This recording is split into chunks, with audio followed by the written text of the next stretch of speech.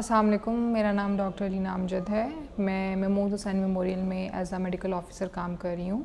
जैसे कि हम जानते हैं कि हमने ख़वातीन की सेहत पे एक वीडियो सीरीज़ स्टार्ट की थी, जिसकी पहली वीडियो का टॉपिक यूटीआई था। आज हम दूसरी वीडियो आपके साथ शेयर करना चाह रहे हैं। इस वीडियो का जो उन्वान है वो है खून की कमी, जिसको हम अंग्रेज़ी में अनीमिया बोलते हैं।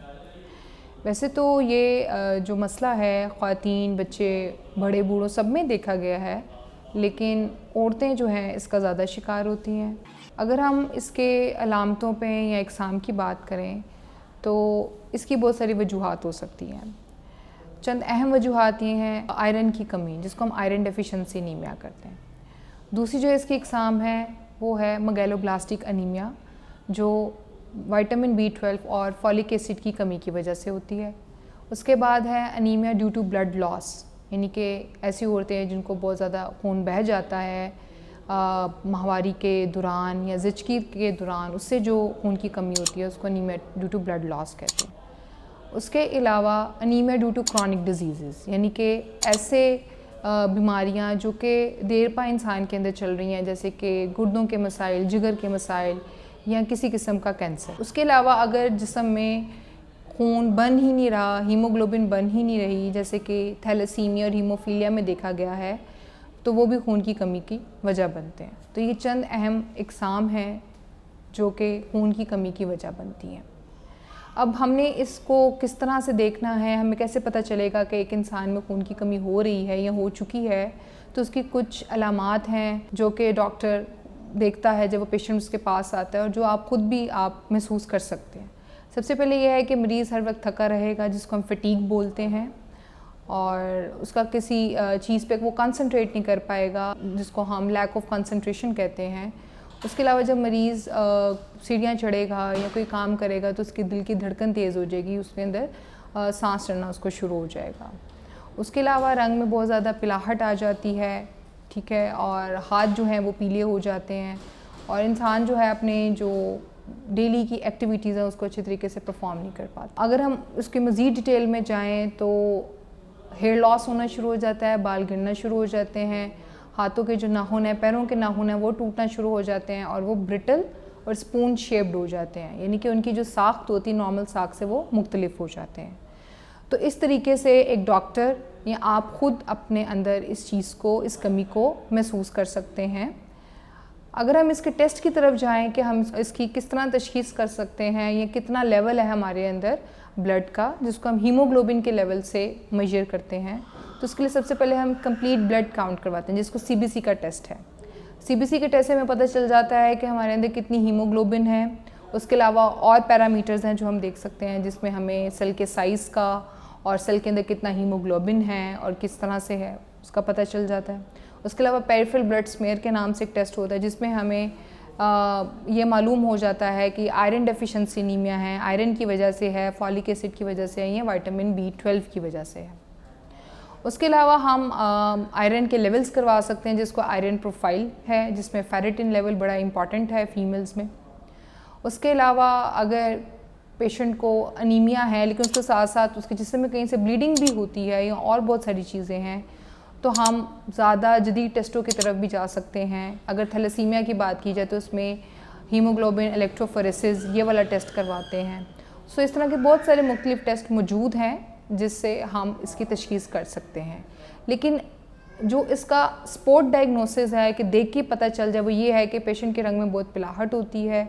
अगर उसकी आंखों के अंदर वाले हिस्से को देखा जाए तो वो बिल्कुल सफ़ेद हुए होते हैं, हाथों की जो हथेलियां हैं उनके में लालगी कम होती है। तो ये सारे सिम्टम्स हैं जिससे हम इसको डायग्नोस कर सकते हैं। अब इसको ट्रीट कैसे किया जा सकता है? ट्रीटमेंट के लिए हीमोग्लोबिन का लेवल बहुत ज़रूरी है, ठीक है। उसके अलावा हमारे पास 3 ट्रीटमेंट मोडालिटीज़ है जिससे हम इसको ट्रीट कर सकते हैं। अगर हम आयरन डेफिशिएंसी की बात करें, जो कि फ़ीमेल्स में बहुत ज़्यादा कॉमन है, तो उसके लिए हम आयरन रिच डाइट लेंगे, यानी कि ऐसी खुराक जिसमें फुलाद की मिकदार ज़्यादा है। फुलाद की मिकदार हमें मिल सकती है मटन में, बीफ में, ठीक है। जो लोग इसको अफोर्ड नहीं कर सकते हैं वो हरे पत्ते वाली सब्ज़ियाँ जैसे कि साग, पालक, इस तरह की चीज़ों का इस्तेमाल ज़्यादा करें। उसके अलावा नट्स वगैरह, चने और इस तरह नट्स जो चीज़ें हैं, इंजीर वगैरह, उनका इस्तेमाल करें। कीमा वगैरह का इस्तेमाल करें और चुकंदर और सेब, ये इन सब चीज़ों में आयरन की मिकदार ज़्यादा है।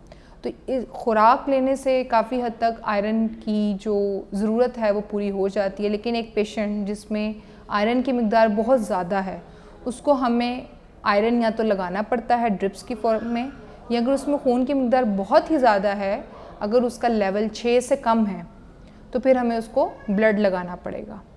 वैसे नॉर्मल अगर हम हीमोग्लोबिन की बात करें तो फीमेल्स में ये तकरीबन आप कह लें 11 से 13 तक है, और मेल्स में ये 12 से 16 तक है। इसकी मिकदार इन लेवल से कम है तो इसको हम अनीमिया बोलते हैं, जिसके लिए हमें ट्रीटमेंट की ज़रूरत है, जैसे कि मैंने आपको बताया है।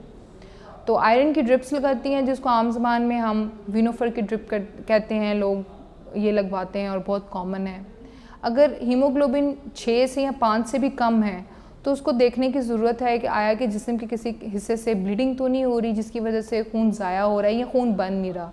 तो उसके लिए हम बड़े टेस्टों की तरफ जाते हैं, जिसको और प्रॉपर एक हमें वर्कअप करवाने की ज़रूरत है, और पेशेंट को फौरी ब्लड लगवाने की ज़रूरत है। अदरवाइज़ जो दिल है उसको अगर खून नहीं मिलेगा तो वो प्रॉपर्ली पंप नहीं कर पाएगा, ठीक है। तो पेशेंट जो है हाई आउटपुट कार्डियक फेलियर में, यानी कि हार्ट फेल की तरफ चला जाता है, जो ज़्यादा ख़तरनाक चीज़ है। तो इसको टाइमली ट्रीट करना, इसका इलाज करना बहुत ज़रूरी है।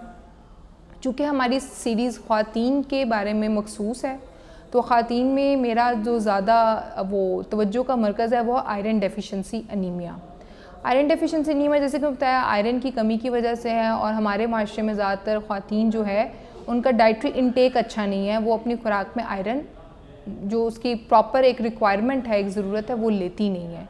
उसके अलावा ब्लीडिंग ज़्यादा हो जाने से आयाम, माहवारी के आयाम का इरेगुलर होना, ठीक है, या यूट्रस में रसोली होना, उसकी वजह से आयरन जो है वो ब्लीडिंग इतनी ज़्यादा हो जाती है कि वो बॉडी से निकल जाता है, जिसकी वजह से खून की कमी या आयरन डेफिशिएंसी अनीमिया हो जाता है। बचने के लिए एक एहतियाती तदबीर ये है कि हम अपनी डाइट अच्छी करें।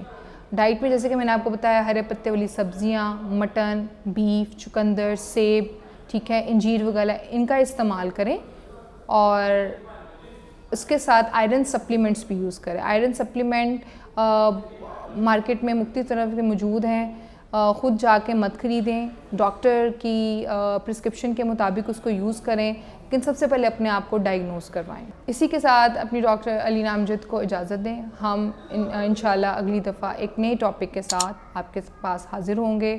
उम्मीद है कि आपको हमारी वीडियोज़ अच्छी लगती हैं। काइंडली हमारे यूट्यूब चैनल को सब्सक्राइब करें। अल्लाह हाफ़िज़।